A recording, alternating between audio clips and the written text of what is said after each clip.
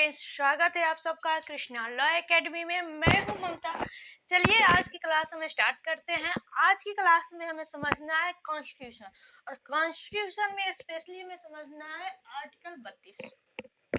Article 32 संविधान के लिए क्या है ये आप सब जानते होंगे। ये संविधान की आत्मा कही गई है। आर्टिकल 32 के महत्व संविधान में अपने आप में एक बहुत पैमाने पे है। संविधान, जब भीमराव अंबेडकर ने कहा था कि यदि किसी ने मुझसे पूछा कि संविधान में ऐसा कौन सा आर्टिकल है जिसको हटा देने से संविधान शून्य हो जाएगी, पूरा कॉन्स्टिट्यूशन शून्य हो जाएगी, तो भीमराव अंबेडकर ने कहा था कि यदि मुझसे कोई ऐसा पूछा तो मैं सिर्फ और सिर्फ आर्टिकल 32 का नाम लूंगा। आर्टिकल 32 के सिवा मैं किसी और आर्टिकल का नाम नहीं लूंगा, क्योंकि आर्टिकल 32 अनुच्छेद 32 संविधान की आत्मा कही गई है। ये संविधान की आत्मा है। ऐसा क्या है आर्टिकल 32 में?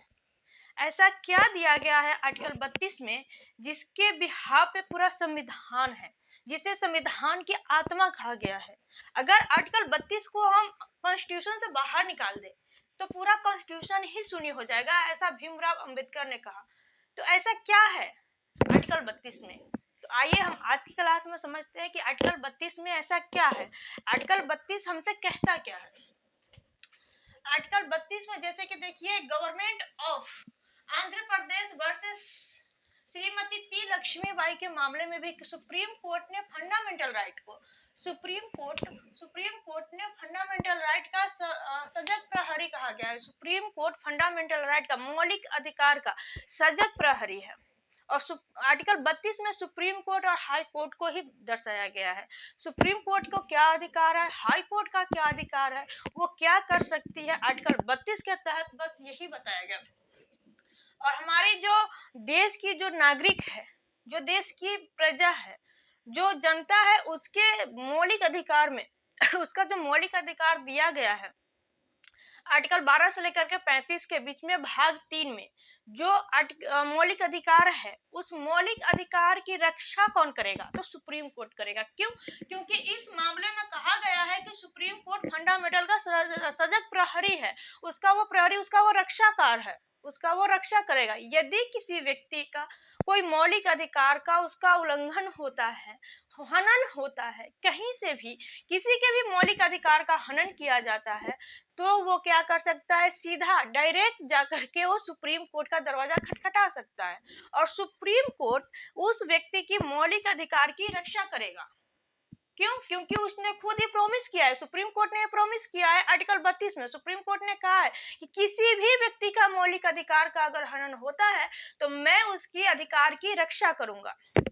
सुप्रीम कोर्ट हर एक व्यक्ति की मौलिक अधिकार की रक्षा करता है। तो आर्टिकल 32 के तहत आप सुप्रीम कोर्ट में जाकर के अपना क्या कर सकते हैं? रीट फाइल कर सकते हैं। अब रीट क्या होता है? तो यहाँ देखिए, सुप्रीम कोर्ट व्यक्ति को राहत देने के लिए 5 प्रकार का रीट जारी कर सकता है। 5 प्रकार का जो ये रीट है वो जारी कर सकता है। कौन कर सकता है? तो सुप्रीम कोर्ट में कोई भी व्यक्ति कर सकता है। अगर आप किसी भी कार्यवाही को न्यायालय के प्रोसीडिंग के द्वारा आप ले जा सकते हो तो वो बहुत देर लगती है। एक कार्यवाहियां होते होते आपको बहुत देर तक आपको न्याय मिलता है, तो बहुत देर हो जाती है। लेकिन अगर बात आपके मौलिक अधिकार का है, आपके फंडामेंटल राइट का है, तो कोई भी व्यक्ति रीट डायरेक्ट हाई कोर्ट और सुप्रीम कोर्ट में अपना रीट फाइल करके और कार्यवाही को शुरू करवा सकते हैं, और जल्द से जल्द उसे न्याय दिया जाता है, उसकी अधिकार की रक्षा की जाती है। हाई कोर्ट, सुप्रीम कोर्ट में तो हम आर्टिकल 32 के तहत जाते हैं, बट हाई कोर्ट में हम आर्टिकल 226 के तहत जाते हैं। हाई कोर्ट में हम किस आर्टिकल के तहत जाते हैं? तो 226 के तहत। 226 के तहत हम हाई कोर्ट में रीट फाइल करते हैं, और आर्टिकल 32 के तहत हम सुप्रीम कोर्ट में रीट फाइल करते हैं। सुप्रीम कोर्ट आर्टिकल 32 में क्या कहा गया है कि 5 प्रकार की रीट फाइल की जा सकती है, और वो 5 प्रकार की रीट कौन कौन से है और किन किन अधिकारों के द्वारा उसे दिया गया है, तो आइए हम जानते हैं। पहला है बंदी प्रत्यक्षीकरण, जिसे कहते हैं हैबियस कॉर्पस। तो ये बंदी प्रत्यक्षीकरण क्यों फाइल किया जाता है, तो ये अवैध गिरफ्तारी के हिरासत से मुक्ति दिलाने के लिए।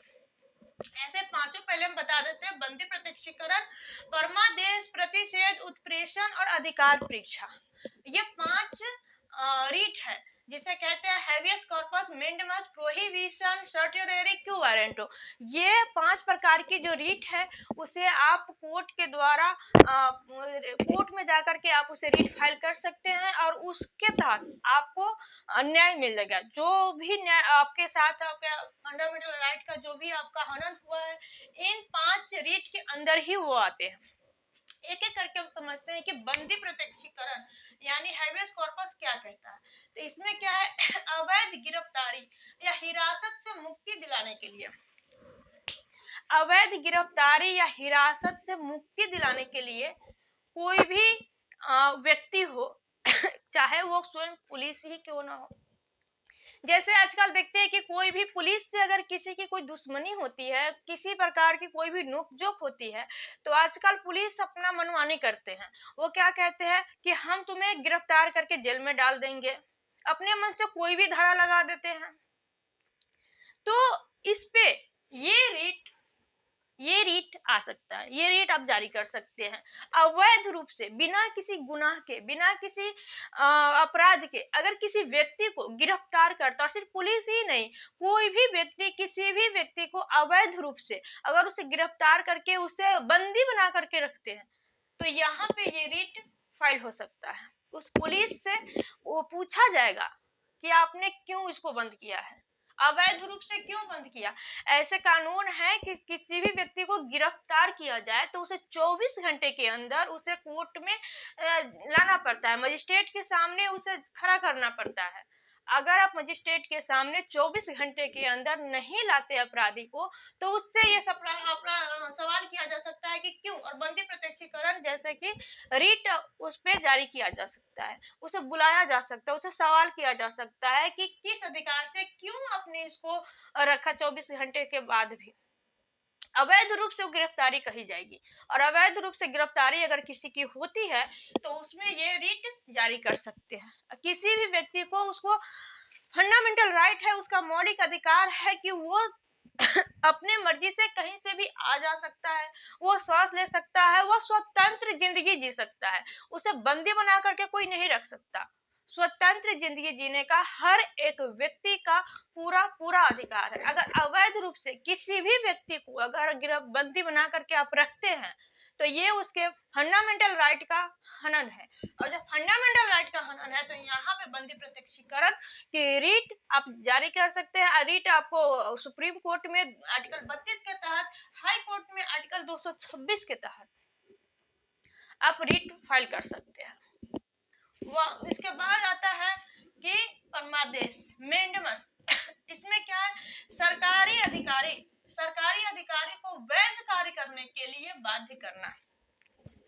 जैसे कि कोई भी सरकारी अधिकारी है, वो अपना कार्य अवैध रूप से कर रहा है, तो उसे रोका जा सकता है कि ये कार्य आप नहीं कर सकते।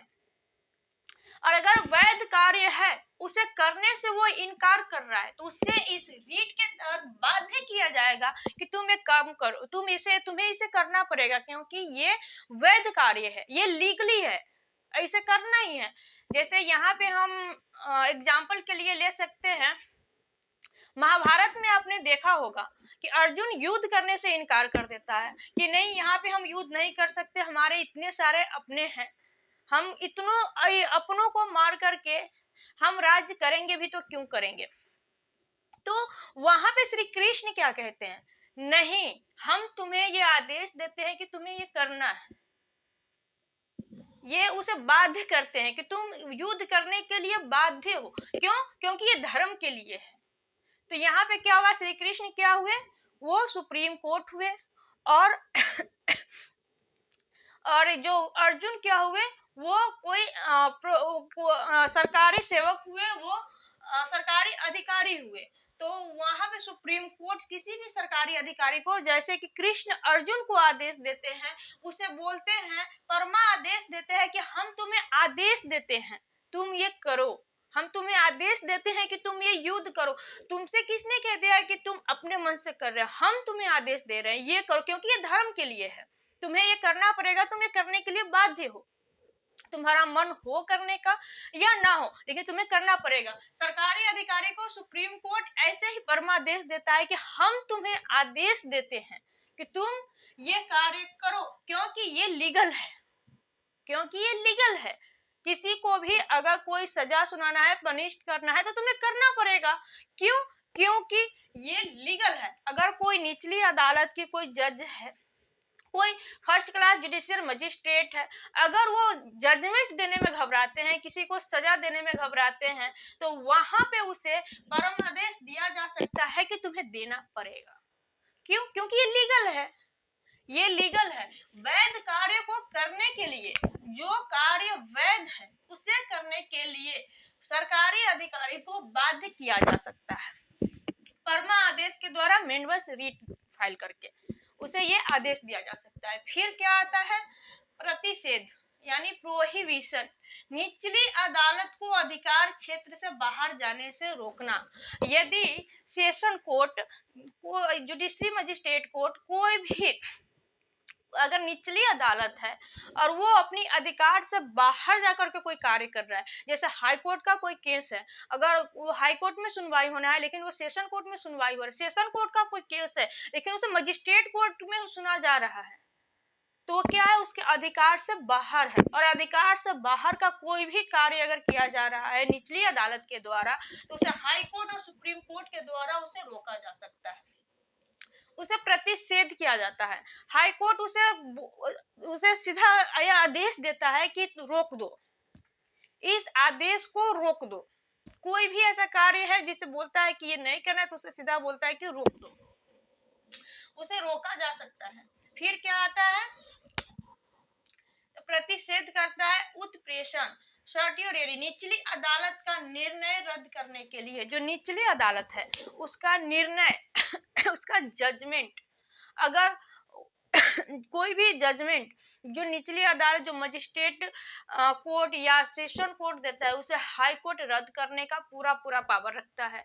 हाई कोर्ट यदि कोई जजमेंट देता है तो उसे रद्द करने का, उसे पलटने का सुप्रीम कोर्ट के पास पूरा पावर है।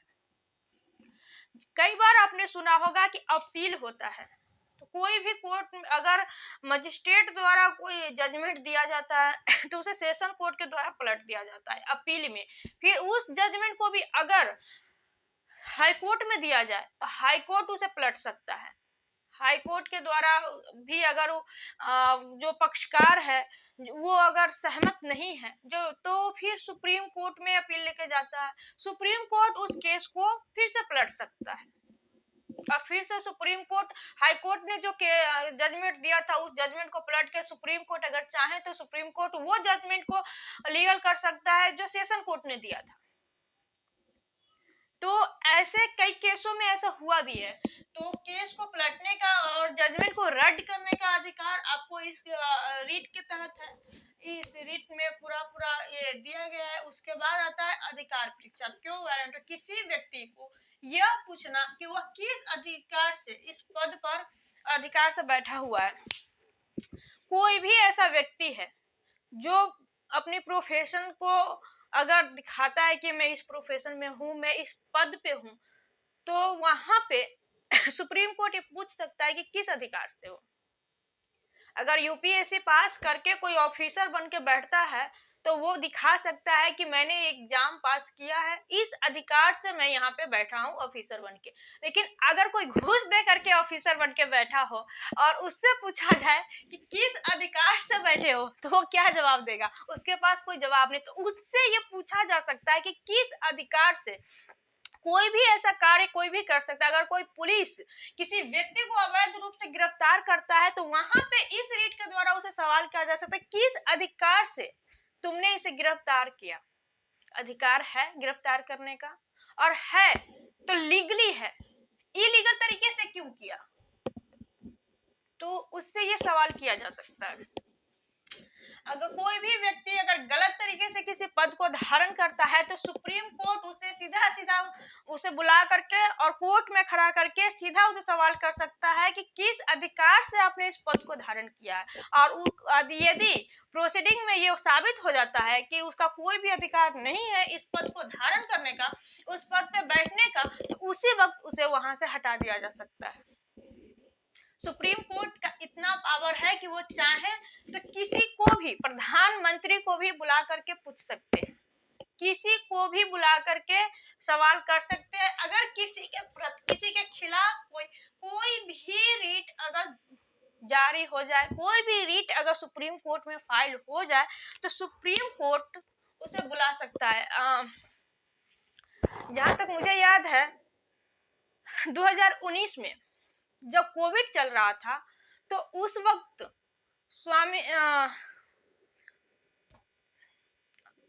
रामदेव बाबा को बुलाया गया था।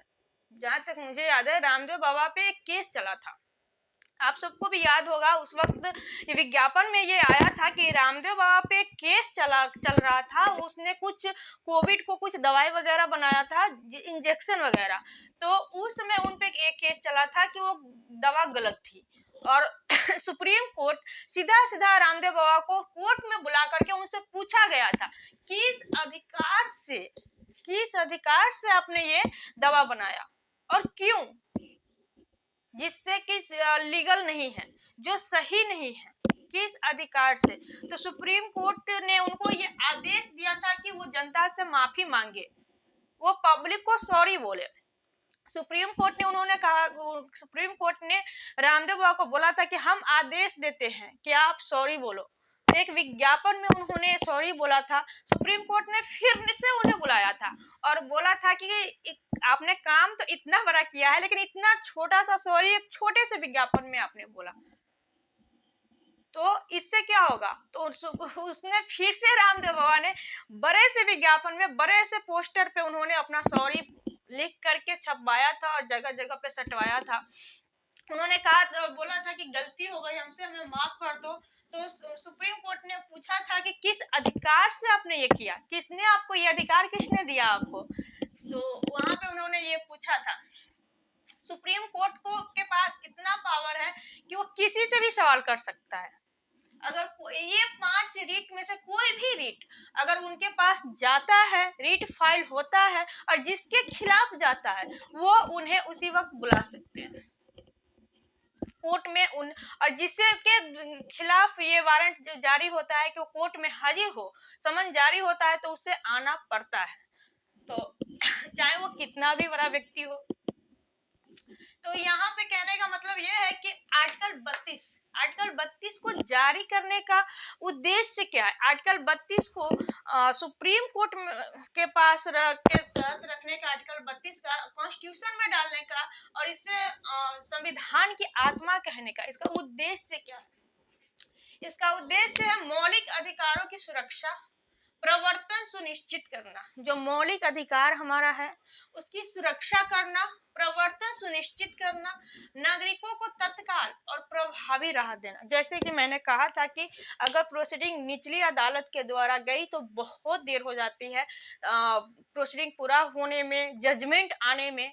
तो इन रीट को बनाने का उद्देश्य यही है कि ताकि तत्काल राहत मिल सके और लोगों को न्याय मिल सके। अगर किसी की फंडामेंटल राइट का हनन हो रहा है तो तत्काल उसको क्या कहते हैं, उसको राहत मिल सके। फिर क्या होता है, तीसरा है कार्यपालिका और विधायिका पर नियंत्रण रखना ताकि ये मौलिक अधिकारों का हनन न कर सके। जो हमारी कार्यपालिका है, जो हमारी विधायिका है, वो किसी भी व्यक्ति की, किसी भी पब्लिक की मौलिक अधिकारों का हनन न करे, इसके लिए उस पर नियंत्रण करने के लिए ये आर्टिकल 32 कह सकते हैं। बंदी प्रत्यक्षीकरण के द्वारा कुछ केस लॉ है, आर्टिकल 32 के तहत कुछ केस लॉ है जो एग्जाम में पूछे जा सकते हैं।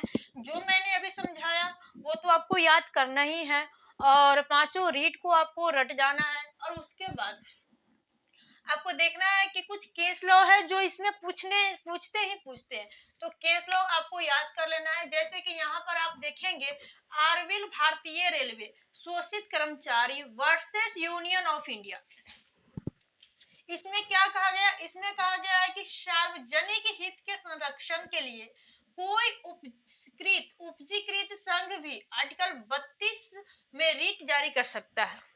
अगर सार्वजनिक हित के लिए है, लोगों के हित के लिए है, अगर लोक हित के लिए कोई भी ऐसा कार्य है जो जिसके अगर किसी भी सार्वजनिक के हित के लिए, कोई भी फंडामेंटल राइट के लिए, तो आप ये रिट जारी कर सकते हैं। तो कोई भी उपजीकृत संघ है, कोई भी ऐसा उपजीकृत संघ है, वो सार्वजनिक हित के लिए ये रिट जारी कर सकता है। तो किस मामले में कहा गया? तो आरबीएल भारतीय रेलवे शोषित कर्मचारी वर्सेस यूनियन ऑफ इंडिया के मामले में ऐसा कहा गया है।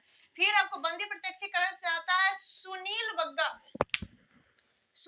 बग्गा वर्सेस दिल्ली प्रशासन। सुनील बग्गा वर्सेस दिल्ली प्रशासन में अवैध व्यवहार करने से दिया गया कि एक व्यक्ति है सुनील बग्गा तो रिट फाइल करता है। सुनील बग्गा के साथ कोई और व्यक्ति है जो उस जेल में रहता है और उसके साथ पुलिस के द्वारा अवैध व्यवहार किया जाता है, उसे गलत तरीके से, अवैध तरीके से उसे पीटता है, मारता है, उसे कई दिनों तक उसे खाना नहीं देता है, उसे भूखे रख देता है। जेल के जो जेलर है उसका ये क्या कहते हैं ड्यूटी है, उसका ये ड्यूटी है कि वो हर एक कैदी को समय से खाना दे, अगर उसका तबीयत खराब होता है तो उसे दिखाए, उसके दवा दिलाए, उसका ये ड्यूटी होता है। लेकिन अगर गवर्नर के बेवकूफी के कारण या उसकी लापरवाही के कारण अगर किसी भी कैदी को किसी भी प्रकार से दिक्कत होती है, उसकी तबीयत खराब हो जाती है, उसके कई दिनों तक अगर खाना नहीं दिया जाता है, तो भूख की वजह से उसकी तबीयत खराब हो जाती है, तो वो गवर्नर पे कार्यवाही हो सकती है, उसे बुलाया जा सकता है। इस व्यक्ति के द्वारा भी वही हुआ, वहां पे जेल में उसके साथ बहुत अत्याचार किया जा रहा था, तो उसके बगल में जो कैदी था वो सब देख रहा था। वो कौन था? सुनील बग्गा दिल्ली प्रशासन में जाकर के ये बताया कि उसके साथ एक गलत हो रहा है। उसने ये रीट फाइल करवाई बंदी प्रत्यक्षीकरण में कि उसे अवैध रूप से बंदी बना करके रखा गया है, अवैध व्यवहार किया जा रहा है उसके साथ। तो वहां पे ये केस आया था और रीट जारी किया गया था, वहां पे कार्रवाई हुई थी, वो उस जेल के जो जेलर थे उस पर कार्रवाई हुई थी, उसे सजा मिली थी। उसके बाद एक और केस आता है Rudra Shah versus state of Bihar. Rudra Shah व्यक्ति है जिसे मुक्त करने के लिए रीट जारी की गई थी और बिहार सरकार को उक्त मामले में क्षतिपूर्ति देने का आदेश दिया गया था। रुद्र शाह को मुक्त करना था बहुत पहले, उसे 20 साल की उम्र कैद की सजा हुई थी, लेकिन 20 वर्ष सजा काटने के बाद भी 14 वर्ष तक वो जेल में ही रहा और उसे मुक्त नहीं किया गया।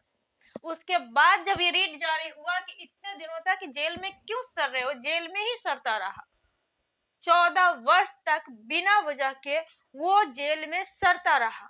और जब वो जेल से बाहर निकला तो यहाँ पे उसे ये रीट फाइल किया गया कि उसे बिहार सरकार को क्षतिपूर्ति उसे दी गई, क्षतिपूर्ति देने के लिए उसे आदेश दिया गया और बिहार सरकार द्वारा ये क्षतिपूर्ति की उसे दी गई और उसे मुक्त किया गया।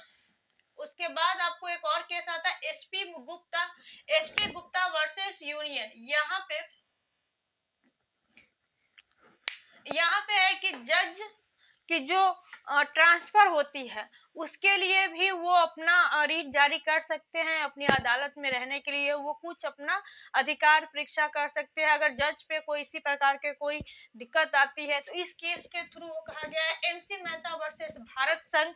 एमसी मेहता वर्सेस भारत संघ में भी कहा गया है कि लोक हित के लिए आप ये कार्य कर रहे हो, लोक हित के लिए करना है तो आप रीट जारी कर सकते हैं। ये कुछ केस लॉ है जिसे आपको याद करना है, इस केस लॉ को याद कर लीजिए ताकि आपको अगर इसका फैक्ट ना भी याद हो आप बस केस लॉ याद कर लो। केस लॉ क्योंकि एग्जाम में केस लॉ पूछते हैं, केस लॉ से सीधा सवाल आता है।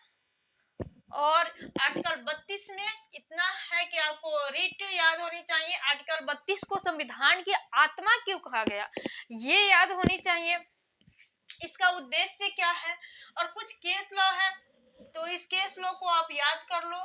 और मिलते हैं फिर हम नेक्स्ट सेशन में, नेक्स्ट क्लास में हम मिलते हैं, फिर नए तरीके से वीडियोस लेके आएंगे।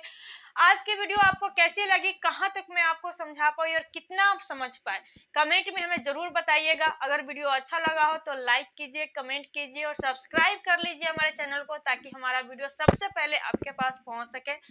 और जो भी आपको अगर समझ में ना आई हो तो आप हमें कमेंट में बताइए, हम उसे समझाने की कोशिश करेंगे। आज के लिए इतना ही, मिलते हैं फिर नेक्स्ट क्लास में। Thank you so much.